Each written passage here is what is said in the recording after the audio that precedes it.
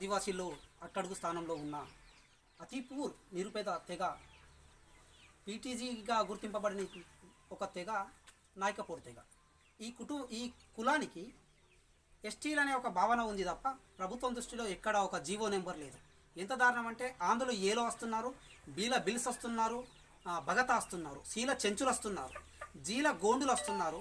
ఆ గోండుల వెనుక మాత్రమే ఈ నాయకపోళ్ళని ఇస్తారు. ఇక్కడ గోండ నాయకపోళ్ళు అవుతారు, ఖమ్మం ప్రాంతం పోతే కోయ నాయకపోళ్ళు అవుతారు, అక్కడెక్కడో నిజామాబాద్ ప్రాంతం పోతే తెలుగు నాయకపోళ్ళు అవుతారు. ఎక్కడైనా ఒక జాతి వెనుకనే నివసించే పరిస్థితిలో నాయకపోడు కులం ఉంది కనుక ఇవాళ మేము అడుగుతున్నాం, కేసీఆర్ గారు దేవుడు సార్ చాలా గొప్పవాడు. ఎందుకంటే 3 కులాల్ని కొత్త కులాల్ని తీసుకొచ్చి ఇక్కడ ఈ కొంప ముంచడానికి సృష్టించే అభినవ బ్రహ్మ మీరు. ఎందుకంటే మీరు తలుచుకుంటే మా తలరాతలే మారుతాయి. మొత్తం కులాలకు కలిపి ఒకటే భవనం, ఆదివాసీ భవనం, ఒక తెగకు సపరేట్గా పెద్ద భవనం. అంటే మా కులాలలో ఐక్యత లేదు, విచ్ఛిన్నంగా ఉన్నాం అనేది మీరు అక్షరాల గుర్తించారు.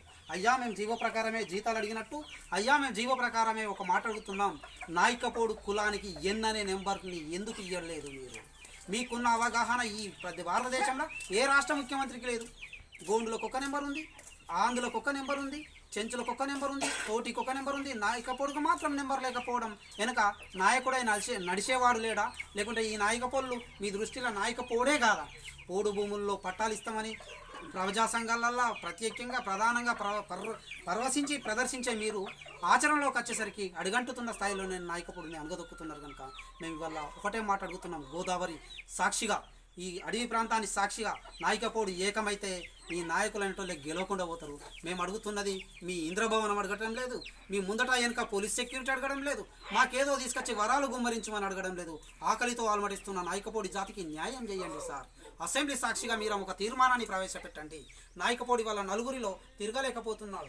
ఇవాళ మీరు ఇచ్చిన 20-30 ఇండ్లు మాకు ఉన్నాయి ఈ ఊర్లో మాత్రమే. ఇంకా మిగతా ఎక్కడికైనా నాయకపోడికి మక్క గడక ఇంటికి తడక తప్ప ఇంకా ఎక్కడ వెనక న్యాయంగమైన అథారిటీకి ఏవైతే మాకు హక్కులు ఉన్నాయో భారత రాజ్యాంగంలో బాబాసాహెబ్ అంబేద్కర్ రాసిన హక్కులే కావచ్చు, ఆనాడు కొమ్రం భీం కొట్లాడిన హక్కులే కావచ్చు, ప్రభుత్వం ప్రవేశపెట్టిన అడవి హక్కులే కావచ్చు, మాకు అమలు కావడం లేదు.